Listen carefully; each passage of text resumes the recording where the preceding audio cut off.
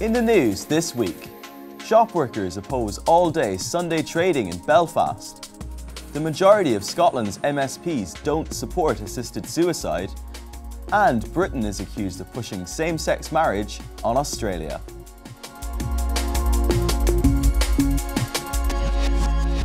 Hello. Family life would suffer if shops in Belfast could open all day on Sundays, the UK's major shopworkers union has said. The comments came ahead of Belfast City Council closing its consultation on liberalising Sunday trading. John Hannett, General Secretary of USDA, warned that workers would come under additional pressure to work on Sundays if shops are open longer. Hannett said the number one reason for shopworkers' opposition is the detrimental effect this would have on their family life.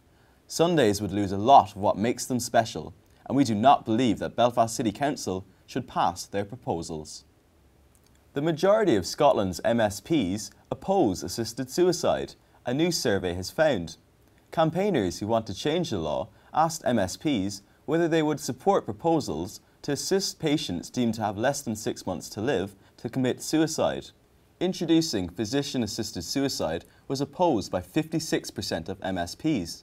Just 27% supported legalising assisted suicide. A further 17% did not answer either way. When MSPs last voted on legalising assisted suicide in May 2015, the bill was overwhelmingly rejected by 82 votes to 36.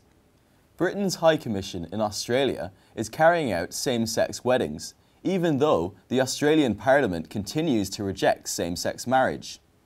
Marriage is defined as the union of one man and one woman in Australia, but was redefined in law in Britain 4 years ago.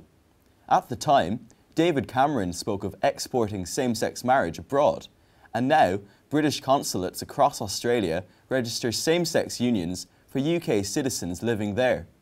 Lyle Shelton, who leads campaign group the Australian Christian Lobby, told the BBC that Britain shouldn't get involved in the debate on same-sex marriage. Just because Britain has made a decision doesn't mean Australia has to follow suit. We're seeing the negative consequences of the decision that Britain has made in terms of the impacts on the rights and freedoms of other people in the UK, particularly people of faith. So I think it's up to Australia to make its own decision and not to be swayed by what other nations might do. But Menna Rawlings, the UK's High Commissioner, denied Britain was exerting a form of soft power and claimed the ceremonies were simply a celebration of our own values. And finally, the mother of a boy born with only a fraction of his brain has launched a campaign to end abortions up to birth. In Britain, abortions generally can take place up to 24 weeks, but disabled children can be aborted up to birth. Michelle Wall, along with husband Rob, rejected abortion several times before giving birth to Noah, who is paralysed from the chest down because of spina bifida. All disabled children should be given a chance, she said, and pleaded for society to treat disabled people with respect. Noah has previously featured in a Channel 5 documentary which reported that his brain had grown to a remarkable 80% of its normal size, leaving medical professionals stunned. Now, Michelle has joined with Conservative peer Lord Shinkwin in an effort to bring in Noah's Law. Last month, Lord Shinkwin hit out at Britain's abortion laws, which he described as a licence to kill for the crime of being disabled. Well, that's all for this week.